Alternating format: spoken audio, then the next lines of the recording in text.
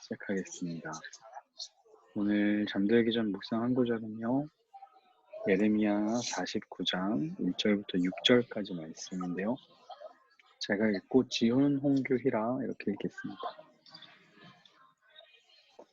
암몬 자손들에 대해 여호와께서 이렇게 말씀하셨다. 이스라엘이 아들들이 없느냐? 이스라엘이 상속자가 없느냐? 왜 말감이 갓을 차지했느냐? 왜 그의 백성이 그 성읍들에 살고 있느냐? 여호와의 말이다. 보라, 내가 암몬 자손들의 라빠에 전쟁 소리가 들리게 할 날들이 오고 있다. 그곳이 폐허더미가 될 것이고 그 마을들은 불에 탈 것이다. 그때 이스라엘이 자기를 몰아냈던 사람들을 몰아낼 것이다. 여호와께서 말씀하셨다. 에서나 통곡하라. 이는 아이가 파괴됐기 때문이다. 라빠의 딸들아 부르짖으라. 붉은 베옷을 입고 애곡하라. 성벽 안에서 이리저리 뛰어다니라. 말감이 그의 제사들과 그의 관료들과 함께 포로로 잡혀갈 것이기 때문이다. 내가 왜 골짜기들을 자랑하느냐? 내 흐르는 골짜기를 왜 내가 자랑하느냐? 타락한 딸아, 너는 내 재산을 의지하며 누가 나를 공격하겠는가? 라고 말한다. 주 만군의 여호와께서 이렇게 말씀하셨다. 보라, 내가 내 주변에 있는 무서운 적들을 데려다가 너를 칠 것이다. 너희가 쫓겨날 것이고 도망자들을 모을 사람이 없을 것이다. 그러나 그 후에 암몬 자손들의 포로를 내가 다시 돌아오게 할 것이다. 여호와의 말이다. 아멘. 아멘. 오늘은 암몬 자손에 대한 말씀입니다. 암몬 자손도 멸망한다는 이야기예요. 어제까지는 모압 자손들이었죠. 모압 이전에는 블레셋에 대한 이야기였고, 블레셋 이전에는 애굽에 대한 이야기였고, 이스라엘 너네도 멸망할 거고, 애굽도 멸망할 거고, 모압도 멸망할 거고, 암몬도 멸망할 거고. 그러니까 이 시대에, 지금 이 이스라엘에 살고 있는 이 시대에 얼마나 많은 국가들이 타락해 있었는지를 알 수가 있죠. 어디 하나 바른 모습으로 서 있던 나라들이 정말 하나도 없었던. 그러니까 다 서로 죽고 죽이며 싸우고 우상을 숭배하고 정말 그 악한 시대에 살던 선지자가 예레미야라는 선지자였던 거죠. 근데 그 선지자를 통해서 하나님이 온 열방에 대한 그 시대 사람들이 생각할 수 있는 그 주변의 모든 열방에 대한 말씀을 하나님이 주시는 거예요. 그러니까 이거를 역사 그 이후에 읽고 있는 사람들은 어떤 느낌이었을까요? 하나님이 이스라엘만의 하나님이 아니구나. 모든 열방을 다스리시는 하나님이구나. 이들이 멸망한 게 하나님이 여기 말씀에 이미 기록돼 있었네. 이런 생각을 하지 않았을까요? 그 중에 이제 암몬이라는 자손의 멸망에 대한 이야기인데요. 암몬 자손들에 대해 여호와께서 이렇게 말씀하셨다. 이스라엘이 아들이 없냐? 이스라엘이 상속자가 없냐? 왜 말감이 갓을 차지했느냐? 이런 이야기를 이제 하는 거죠. 이제 좀 이렇게 잘 살펴보면 말감은요, 이 암몬 자손이 섬기던 신입니다. 암몬의 신, 몰렉이라는 신이기도 하거든요. 근데 이게 어떤 신이냐면 이스라엘이 한번 이 암몬 자손의 신을 섬긴 적이 있었어요. 그 신에게 뭘 바치냐면 아들을 바쳐요. 왕의 아들을 바쳐요. 그걸 보고 이제 쳐들어왔던 이제 유다가 이제 가는 일이 있었는데, 그러니까 이상한 신이죠. 말감이라는 신을 섬기는 암몬 족속이 그 갓이라는 지역을 차지했다는 거예요. 이 갓은 어떤 지역이냐면요.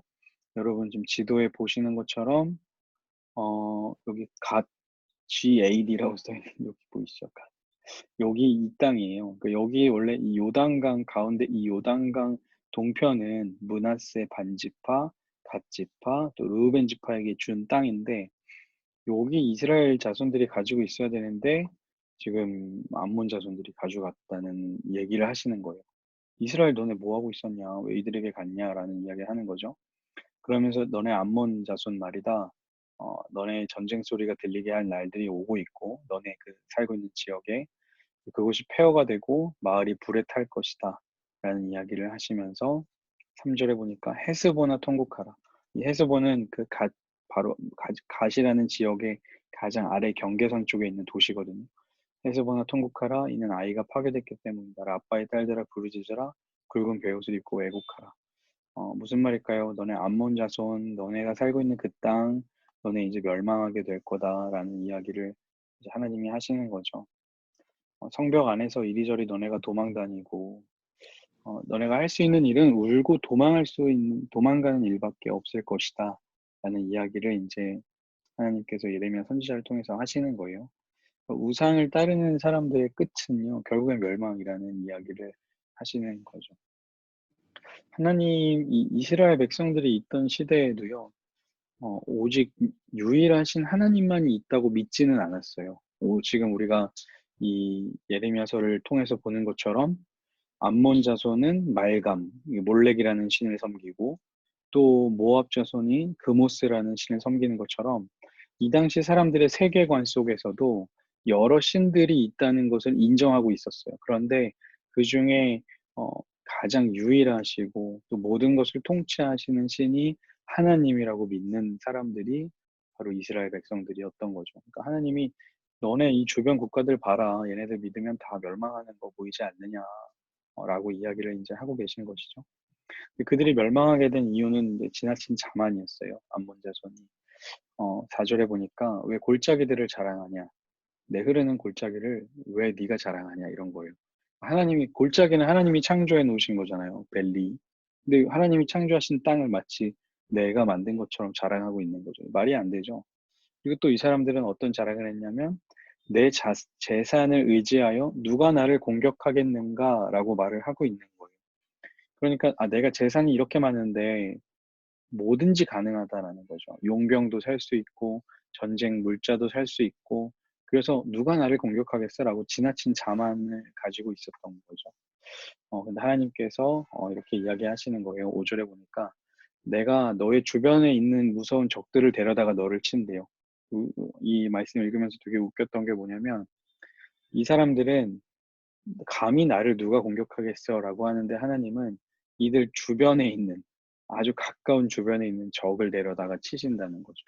그러니까 하나님이 정말 상상할 수 없는 방법으로 이 자만한 이 암몬 자손들을 치신다는 거예요. 그러니까 인간의 생각이 얼마나 짧은지 우리는 잘 알아야 됩니다. 내 주변에 있는 측근들, 내가 가지고 있는 재력, 업적, 능력으로 절대 이 사람들은 나를 해하지 못할 거야라고 생각하는 그것을 가지고 또 치실 수 있는 분이 하나님인 거죠.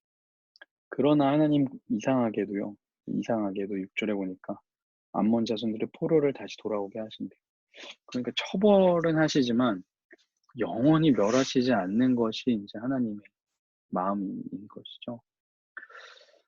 물질 만능주의는 하나님의 다스림과 너무나 어긋납니다. 암몬 자손들은 이제 재산이 있으면 모든 게 가능하다고 생각했었는데 우리가 되게 주의해야 되는 이 세상이라는 원리는 바로 이 물질 만능주의죠. 돈이 있으면 너무 좋거든요. 힘이 있으면 너무 편하거든요. 근데 그것이 모든 것을 할 수 있다는 생각은 위험한 거예요. 돈이 위험한 게 아니라 돈이 모든 것을 할 수 있다는 생각. 돈이 나를 위로해주고 위로가 되죠. 통장에 돈 들어오면 위로가 되지만 그 위로가 하나님의 위로보다 커지는 순간 이제 문제가 되는 거죠. 암몬이 그랬다는 거죠. 암몬은 결국에 멸망합니다.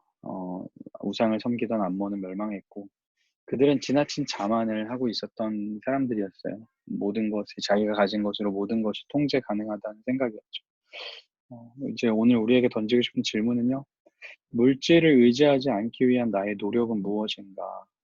오늘 이건 큐티책에 있던 질문이더라고요. 너무 질문이 좋아가지고 이거를 이제 처음으로 이제 질문을 같이 써봤는데 되게 괜찮은 질문 같아요. 한번 여러분들 한번 고민해 보세요.